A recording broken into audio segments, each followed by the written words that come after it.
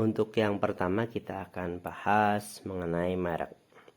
Menurut Undang-Undang Nomor 20 Tahun 2016 tentang merek dan indikasi geografis, disebutkan bahwa merek adalah tanda yang berupa gambar, nama, kata, huruf-huruf, angka-angka, atau susunan warna, atau kombinasi dari unsur-unsur tersebut yang memiliki daya pembeda dan digunakan dalam kegiatan perdagangan barang atau jasa. Fungsi dan manfaat merek. Merek berfungsi untuk memberi identitas pada barang atau jasa dan berfungsi menjamin kualitas suatu barang dan jasa bagi konsumen. Merek juga berfungsi sebagai pembeda dari produk barang atau jasa yang dibuat oleh seseorang atau badan hukum dengan produk barang atau jasa yang dibuat oleh seseorang atau badan hukum lainnya.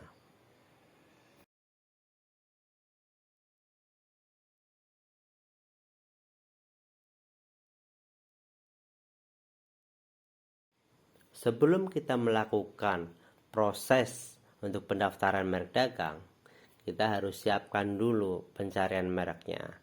Jadi nanti merek itu kita berbeda dengan yang lainnya. Setelah kita siapkan untuk mereknya, siapin dokumennya, urus formulir permohonannya, bayar, ajukan permohonan, periksa pendaftaran, beritahu keputusan pendaftaran, tunggu hasil, kemudian akan terbit sertifikat merek. PIRT, Pangan Industri Rumah Tangga. PIRT adalah program sertifikasi dari Badan Pengawas Obat dan Makanan yang ditujukan untuk produk pangan yang dihasilkan oleh industri rumah tangga. Program ini bertujuan untuk mengawasi dan memastikan bahwa produk makanan dan minuman yang dihasilkan oleh pelaku usaha rumah tangga memenuhi standar keamanan pangan yang telah ditetapkan. Dengan menerapkan sertifikasi PIRT, pemerintah dan otoritas kesehatan berusaha untuk menciptakan lingkungan produksi makanan yang aman, sehat dan terkendali, sambil memberikan dukungan bagi pengembangan pelaku usaha rumah tangga di sektor pangan.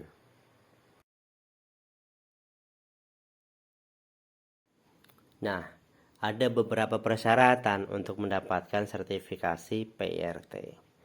Pendaftaran, syarat pemilik usaha, syarat tempat produksi, syarat produk, dokumentasi produksi, prosesnya, analisis dan pengujian, serta label dan kemasan. Ini secara detail bisa langsung ditanyakan di instansi atau dinas terkait yang ada di kabupaten kota. Bapak Ibu silakan, nanti akan dibantu oleh mereka.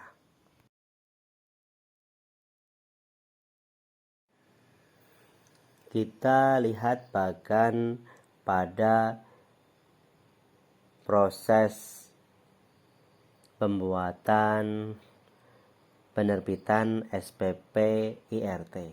Jadi timelinenya penerbitan itu sekitar 1 hari, dilanjutkan untuk pemenuhan oleh IRTP dan pengawasan oleh Dinas Kesehatan Kabupaten Kota sekitar 3-6 bulan.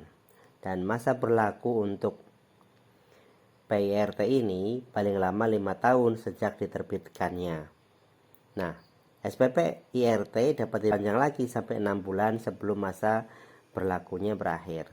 Jika masa berlaku SPIRT telah berakhir, maka pangan produksi IRTP dilarang beredar atau dijual. Ini berdasarkan peraturan BP POM nomor 22 tahun 2018 pasal 4. Selanjutnya kita akan bahas terkait sertifikat halal. Sertifikat halal adalah dokumen resmi yang dikeluarkan oleh lembaga sertifikasi halal yang menunjukkan bahwa suatu produk atau layanan memenuhi syarat dan standar kehalalan dalam Islam.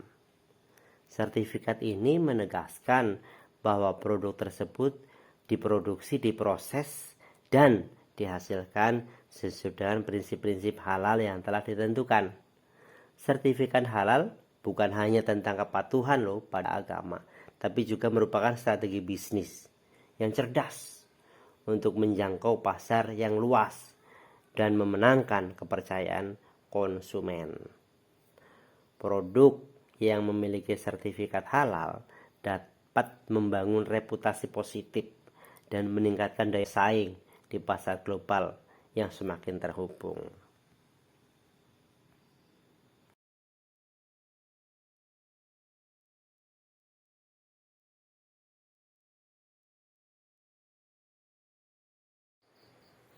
Adapun tahap proses sertifikasi halal meliputi 10 langkah. Pertama, permohonan. Yang kedua, pendaftaran di sistem Serol. Ketiga, pre-audit dan pembayaran akad. Dilanjutkan keempat, penjadwalan audit. Yang kelima, pelaksanaan audit. Yang keenam itu rapat auditor dan analisa laboratorium. Dilanjutkan ketujuh, keputusan status SCH-nya seperti apa. Terus ke-8, rapat komisi fatwanya. Ke-9, penerbitan ketetapan halal MUI. Dilanjutkan yang ke-10 yang terakhir yaitu penerbitan sertifikat halal. Selanjutnya kita bahas Badan Pengawas Obat dan Makanan, BPOM kita biasa sebut. Jadi BPOM, Badan Pengawas Obat dan Makanan ini lembaga pemerintah di Indonesia yang memiliki peran utama dalam mengawasi dan mengatur produk makanan, minuman, dan obat-obatan. Serta peran lainnya yaitu memberikan perlindungan kepada konsumen, penyuluhan, serta edukasi. Adapun alur pendaftaran BPOM produk pangan meliputi permohonan.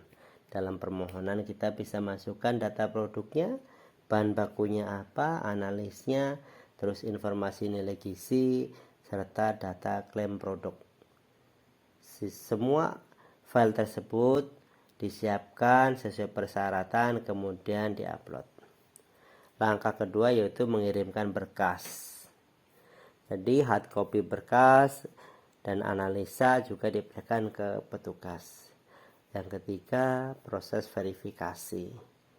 Nah, dari verifikasi ini dilanjutkan ke pembayaran tahap keempat. Yang kelima merupakan tahap verifikasi pembayaran, proses verifikasi dan rancangan label. Yang keenam, validasi. Di proses validasi itu ada pemberian penomoran dan registrasi produk. Kemudian yang terakhir terbit SPP, surat perjanjian pendaftaran. Kemudian di sini disampaikan hard copy rancangan label dan bukti bayarnya. Kita bahas untuk selanjutnya yaitu hak kekayaan intelektual, HAKI. Jadi hak kekayaan intelektual adalah hak hukum yang diberikan kepada pencipta, penemu, atau pemilik untuk melindungi hasil karyanya dari penggunaan atau reproduksi yang tidak diizinkan oleh orang tua. Hakim memiliki peran penting dalam mendorong inovasi, kreativitas, dan perlindungan terhadap hak milik intelektual. Kita coba lihat contoh-contoh dari HAKI. Pertama itu paten, ya.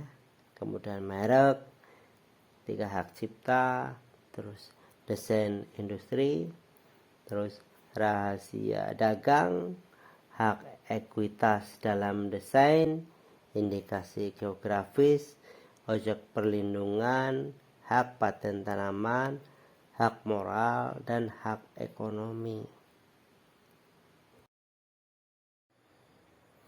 Langkah-langkah mengurus hak cipta.